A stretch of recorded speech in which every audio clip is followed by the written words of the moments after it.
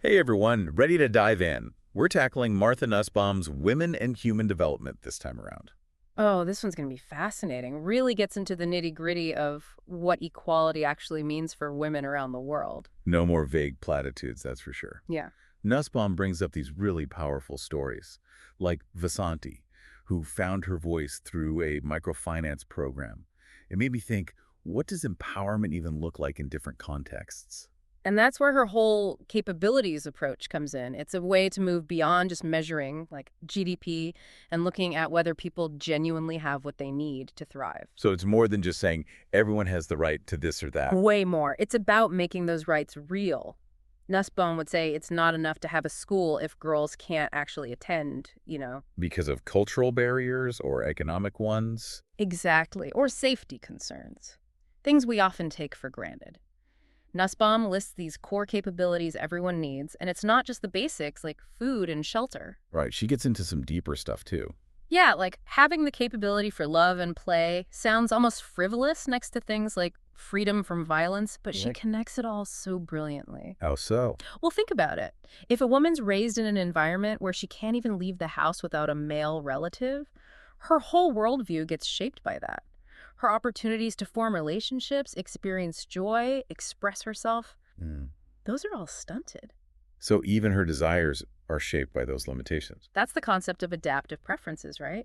If you've never known anything else, you might not even realize what you're missing. Wow, that's kind of disturbing when you think about it. It is, and it makes you realize how crucial it is to look beyond just what people say they want. Sometimes those desires have been warped by oppression they don't even fully recognize. It's like that saying, you don't know what you don't know. But how do we even begin to measure progress on these really deep-rooted issues? It can't just be about, like, how many women are in positions of power now, right? Right, that's just one small piece of a much bigger puzzle. Remember Vasanti, the woman who found her voice through microfinance? Her story shows how economic empowerment is important, but it's just one step. It's about giving women the means to make choices, not dictating what those choices should be. Exactly. Nussbaum argues that it's about ensuring women have the capabilities to live fulfilling lives on their own terms. It's about freedom of movement, freedom of expression, being able to participate in their communities. And those things all kind of build on each other, don't they? Like, economic independence can lead to greater social standing, which then gives women more of a platform to speak out and be heard. Precisely. It disrupts those power imbalances that have been in place for centuries. It's interesting, though, how much of this seems to come back to family structures. Nussbaum's pretty critical of those traditional ideas about caregiving, isn't she? She is. That whole ethics of care framework, this idea that women are just naturally more nurturing, more suited to caregiving roles, she really pushes back against that. Because it often gets used to justify keeping women in those traditional roles, right? Like, Yeah. oh, it's just in their nature to be mothers and wives. Exactly. But Nussbaum points out that caregiving itself looks different across cultures, even within the same country. There's no one-size-fits-all model for how families should function. And that diversity is so important. She talks about how family structures in different parts of India illustrate how love, care, even the definition of family can vary widely. It really challenges those universalizing assumptions we often make about gender roles.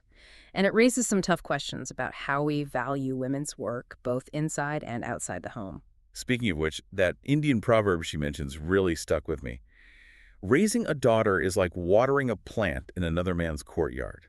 So much packed into that one sentence. Isn't there? It speaks to that deep-seated belief that daughters are, in a sense, temporary members of their families, that their true worth is measured by their contributions to their husband's household. Which, of course, has huge implications for how girls are raised and educated. If they're seen as an investment that will ultimately benefit another family, why invest in their future potential? Exactly. And that's where things like property rights, access to credit, and education become so crucial for women. It's about giving them the tools to break free from that cycle of dependence and claim their own agency. So it all comes back to that idea of agency, doesn't it? Giving women the power to make choices and shape their own destinies. Absolutely. And recognizing their inherent dignity and worth as individuals, not just as wives or mothers or daughters. But how do we actually make that happen? I mean, it's one thing to talk about these ideals, but translating them into concrete action, especially on a global scale, seems daunting. It is daunting, no doubt. But Nussbaum argues that states have a responsibility to create the conditions for women to flourish. So It's not enough to just throw money at the problem or pass some laws and call it a day. Not at all. It requires a much more comprehensive approach, one that addresses the root causes of gender inequality. Like what kinds of things? Give us some specifics. Well, obviously, legal protections against discrimination and violence are essential, but it goes beyond that. States need to be investing in education, healthcare, and economic opportunities that are specifically designed to empower women. And she's not just talking about vocational skills, Yeah. right? Like teaching women how to sew or farm or whatever's seen as useful in a particular context. No, she argues that we need to be fostering the full spectrum of capabilities, even those that might not have an immediate economic benefit. Things like critical thinking, imagination, the ability to form meaningful relationships. Those might seem like luxuries to some, especially when we're talking about women living in poverty. But Nussbaum makes a compelling case for why they're so vital. Because they're essential for a truly fulfilling life for any human being. And for a just and equitable society as a whole. After all, everyone benefits when we unlock the full potential of half the population. Precisely. It's not just about doing the right thing for women. It's about creating a world where everyone can thrive. It's a beautiful vision, for sure. Uh-huh. But I'm also thinking about those real-world challenges, like Nussbaum herself acknowledges that there will be pushback against these ideas, right? Yeah. Not everyone's going to be on board with this kind of radical transformation. Oh, absolutely. She's very realistic about that. There are going to be people who benefit from the way things are, who have a vested interest in maintaining these power imbalances. And then there are those who might not be intentionally malicious, but they've just grown up with these deeply ingrained beliefs about gender roles. It's hard to shake those off. It really is. Remember that story Nussbaum tells about Hemanti, the young woman whose potential was stifled by those very expectations, even though her husband recognized her worth? Oh yeah, that one was heartbreaking. It shows how even when you have love and support on a personal level, those societal pressures can be suffocating. It's a perfect illustration of how deeply embedded these patterns are. So Hmm. how do we actually break free from them? I mean, where do we even begin? Nussbaum does offer some hope, though, doesn't she? She does. She seems cautiously optimistic, I'd say. But it's not about some quick fix or magic solution. Right. She's very clear that this requires a long-term, multifaceted approach. Legal reforms are important, but so is economic empowerment, education, and that constant challenging of those harmful cultural norms. It's like we need to be working on all these different levels simultaneously. And I keep thinking about that question of cultural context.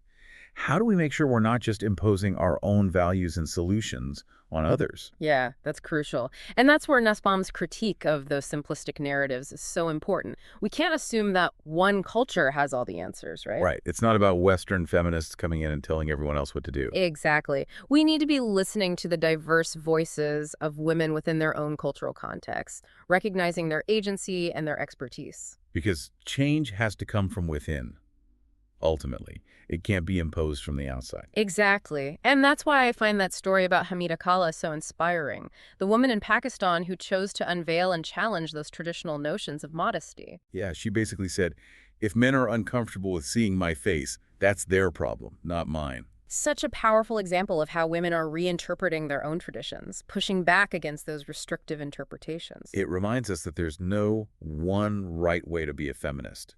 It's about fighting for equality and justice within your own context. And those contexts are constantly evolving. That's why it's so important to engage with those complexities, to seek out those dissenting voices, those who are pushing for change from within. So it's not just about what's happening over there, right? It's about looking at our own communities, our own beliefs, and asking ourselves those tough questions. What role are we playing in perpetuating these inequalities, even unintentionally? Because we all have blind spots, right? It's about being willing to have those uncomfortable conversations, to challenge our own assumptions. And to support those who are on the front lines of this fight in whatever ways we can. Because ultimately, this isn't just about doing the right thing. It's about creating a world where everyone has the opportunity to thrive. Exactly. Imagine a world where everyone, regardless of gender, can develop their full potential. What would that look like? Now, that's a question worth pondering. And I think Nussbaum's work gives us a powerful framework for starting to imagine those possibilities. It's been an incredible journey diving into her work. Really eye-opening.